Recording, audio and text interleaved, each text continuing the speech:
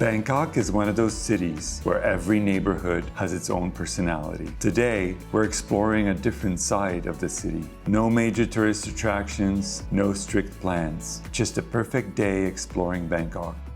And we're starting the day in Ari, one of Bangkok's trendiest neighborhoods, known for its coffee culture, stylish cafes, and laid-back atmosphere. It feels far from the busy Bangkok most imagine. Cheers. So yeah, we found this very hip coffee place. We got our matchas. Very good. Very healthy. Yeah, it's really trendy place. And I got some kind of a fancy egg salad sandwich with some cheese on top. Looks excellent. The bread is so soft and creamy and the eggs are delicious. Yeah, it's like a very elevated egg salad sandwich. Oh, we need a new fork. Oh, got a new fork. Back to it. And me, got some Turkish eggs. So how's the new hood? It's interesting. You know, Ari Neighborhood used to be just a residential neighborhood since like the 60s or 80s, like really long time ago. And then late 2000 or late 2010, around that time, it started to become very vibrant neighborhood. And I think it's one of the reasons because they built the BTS line here. Plus, in the late 2010, coffee scene exploded as well. So there's a lot of coffee shops, a lot of trendy restaurants like this one here. It definitely feel more residential compared to GUMP, for example. There's no mega malls, but there's a lot of coffee shops, which we'll probably explore after. What's interesting, because it's a residential neighborhood, I feel like there's a lot more of these kind of little outdoor markets. Mm-hmm. Definitely. Do you want to try it? I don't know how. Where do I buy it? Anywhere. It's big. Cheesy. Okay. Very nice egg salad. And this matcha is really good. As matchas go. We're not just coffee connoisseurs now, we're matcha connoisseurs. I never thought I liked matcha until this trip. Maybe they just know how to make good matcha. Or maybe just never... I think they really know how to make it. I'm really anticipating trying it when we get back home and seeing if it's as good as here. Yeah, if you guys know any good place in Toronto that makes good matcha, let us know. Yeah, I think if we are to live in Bangkok, maybe this would be second favorite neighborhood to stay at. First one, maybe still Sukhumvit, just because there's more malls, there's more things happening. But this is definitely feels more like a local place where people do live and do go out. Yeah, it feels like a place you could really settle down and actually live. Well, let's finish up and explore this neighborhood some more. Well, that was great. Definitely check it out if you're in this neighborhood. And now we're gonna go and find GUMP's art community space. It's supposed to be this really interesting place with coffee shops, restaurants, boutique shops. Let's see what we can find.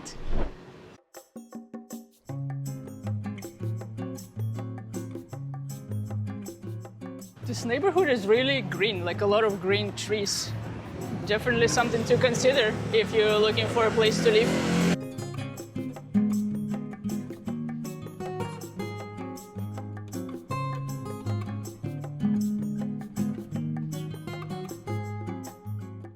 And here we are, this is it. This Ari community space that has cafes and hangout spaces. Let's explore. Pretty interesting. The explorers. Let's check upstairs.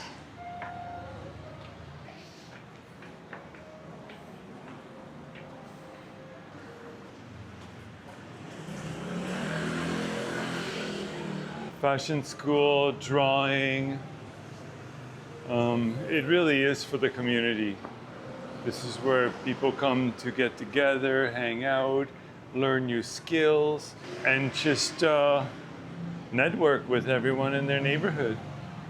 Lovely. Kapun kap. A lot of stores are closed here, so I think we're gonna go and find and find maybe a coffee or something else.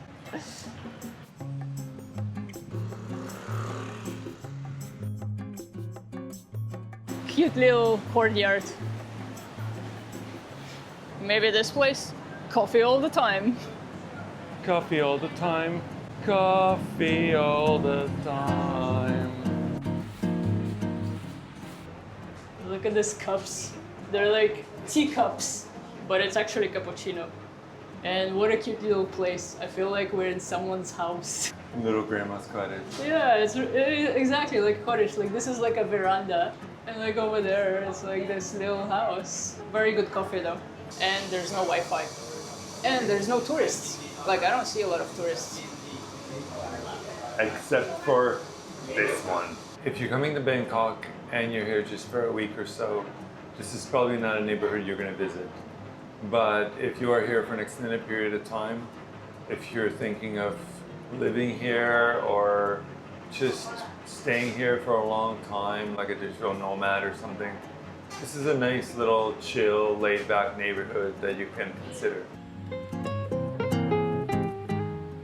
And if you're tired of all the specialty coffees in this neighborhood, you can always go to Starbucks.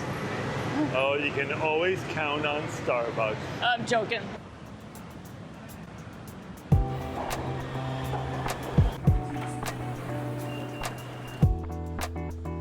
So we made a quick stop to see an old railway station. Let's check it out. All passengers are requested to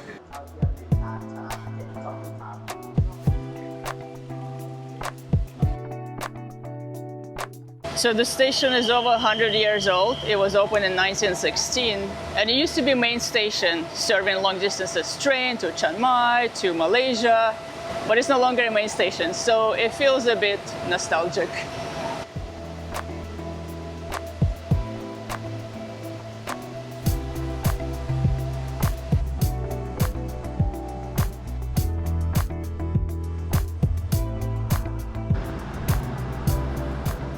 Bangkok moves fast, but time here slows down. Not many tourists come here anymore, so it's a good place to come to visit a train station that incidentally I took a train from 29 years ago to Chiang Mai. It was still a train station you would go to board the Chiang Mai train. Now there are some trains, but I think they're more local. But yeah, really cool.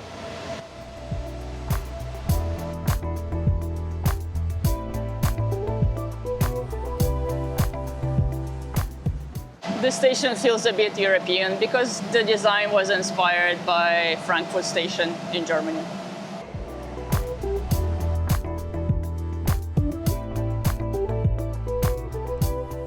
It's so crazy that this place was packed with people, so busy, everyone just going places, and now it's like a ghost town. I'm standing in a place that was a store maybe I bought something from 29 years ago, and now it's just an empty shell. So sad. Yeah, it's definitely worth a visit. If you're around, come and check it out. It's a piece of history. It means a lot more to some people. But the real reason we're here, because there's an awesome bakery across the street we heard about. So let's check it out.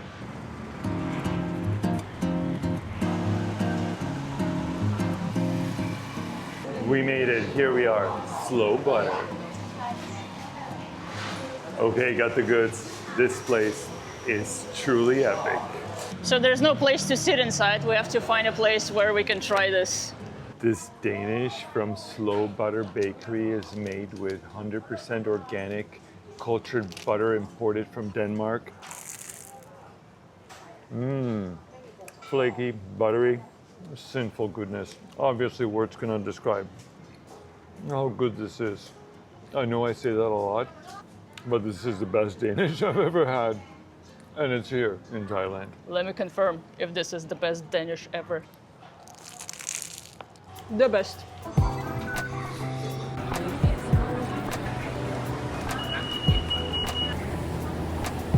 Okay, we just got off the subway. It was freezing, now it's hot. It's very hot. It's very hot. Yeah, we've heard about this temple. We actually didn't check if it's open or not. Hopefully it's open and it's worth coming here. Let's go check it out. Off the beaten track, let's go.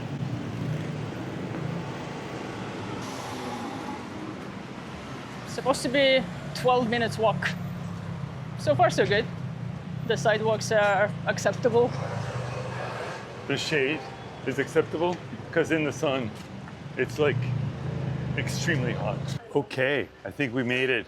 Here's the canal, and across the canal you can see the temple already peeking out. We are explorers. Yeah. Let's go. But before we go in, I need pants. Pants!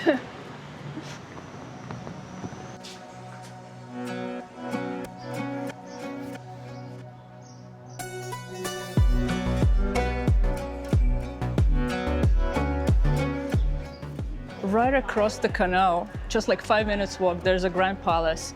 There's all the famous temples, which is packed with tourists. But this one is just next door and it's pretty much empty. I don't know why, because it's such a beautiful temple, but yeah, if this is your first time in Bangkok or you don't have much time, definitely check out the reclining Buddha, the grand palace, all the temples. But if you have more time, just come here. It's only 5 minutes walk from the Grand Palace and you're here, and not a lot of people here.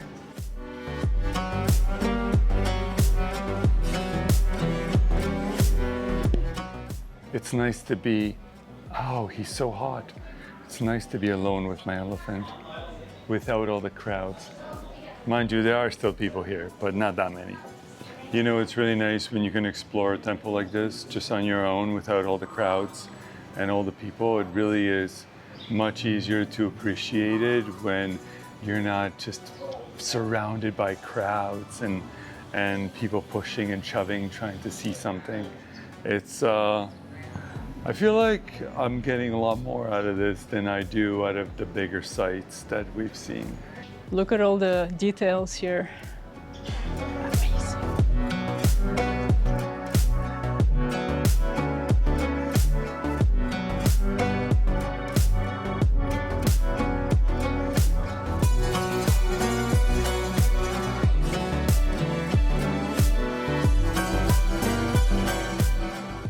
It's so big. Yeah, we definitely didn't expect this to be so quiet. Definitely check it out if you can.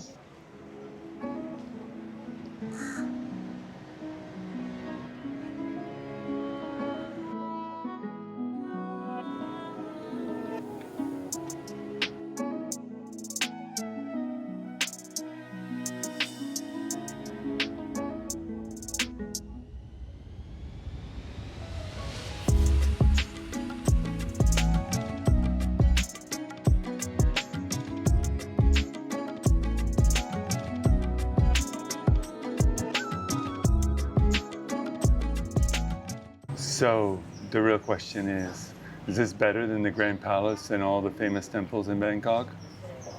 You tell us.